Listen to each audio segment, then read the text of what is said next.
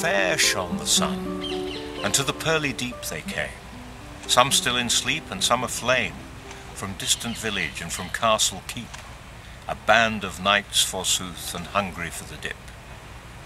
The water lay smooth as on a mirror's face, no ship had ploughed its calm, nothing had cracked the polished glass, all lay as still as death, and yet not so, for life it was that made their bodies glow under the shadowing trees. It ran like fire through eager blood. It was the breeze that fanned their souls this summer morning, teasing their spirits, and brought them all, like moths to candle, to this perfect place. Imagine, if you will, a space made half of light and half of air, whose friendly bosom heaved with fortune fair, and brought to each mind the whole long year a sense of wonder, nay, of sweet content. Leafed how thick in summer, in spring how green, splashed gold in autumn, and the winter seen more clearly through naked boughs and under icy skies, a place, in short, which some call paradise. Fair stocked with fowl and fish, sweetened by wind and rain, once seen and felt, all men must wish to taste its private joys again. The moon may shine, or fiery sun then glow, tempests howl, or fall the friendly snow, whatever time of day or season's changing light, a magnet for these parfit, gentle knights, to whom we now return this summer morn.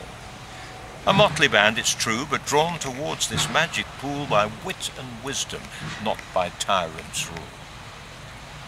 Let's name them then, for they must lead us through this history and show what's true and noble in this tale of our young monarch Harry, and the gale of passion that rises in each English breast, uniting France and Italy, High Germany, and all the rest who under peaceful and near cloud-free skies once lived in harmony and enterprise. Let's sound their names in order. First, the aged knight Sir John of Fleet, a man of wit and might, who's seen the world and yet retained his sense of what is meet and right. A voice too sweet and high, whose music soothes both friend and passer-by, praise on his old white head. Next, in due order and in chivalry, Sir Michael of the Kings.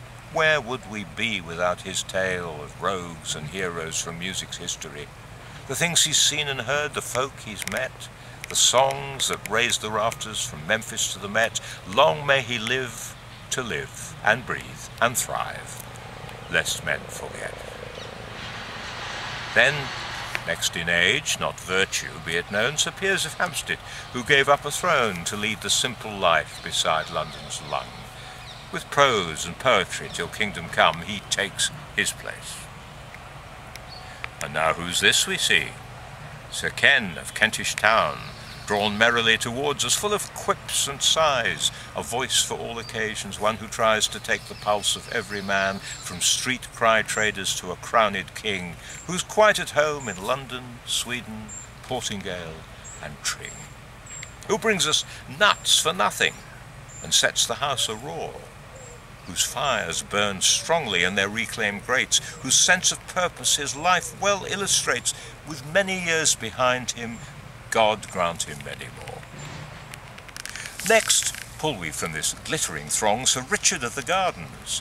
He it is who brings us produce from nurseries, digs and plants, and sets in neat array a symphony of carrots, sprouts and chives, a ray of comfort in these darkening times.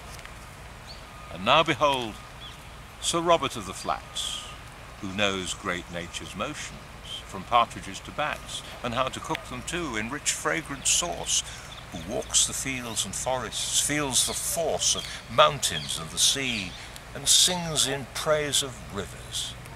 Glory be. Following swiftly on, who's this we see? Sir Mark, the many-handed king of cats, student of butterflies and ancient films, chronicler of every single act in field sports and the cataract of comedy since world began, a most inquiring, witty gentleman.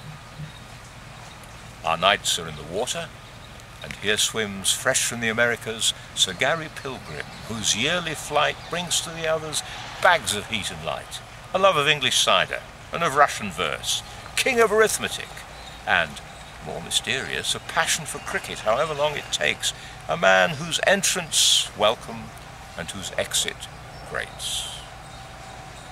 Now the bright water heaves with bodies, and the sun is high, a fitting moment for that haunting cry that tells Sir Michael of the mighty voice has swum his circle, and bids us all rejoice in words, in rhymes, in meadow-perfumed tents, where he delights to linger night and day, the sky his blanket, and his bed the hay.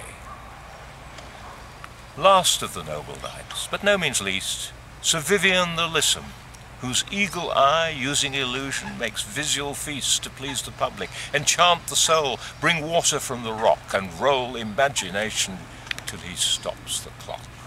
This is our band of heroes, met tonight to raise their glasses to the fading light, and though 2 Michaels and 1 Ken are gone to feast elsewhere, we join them in this song. Long live the swimmers, long live the pearly lake, long live King Harry, for our kingdom's sake.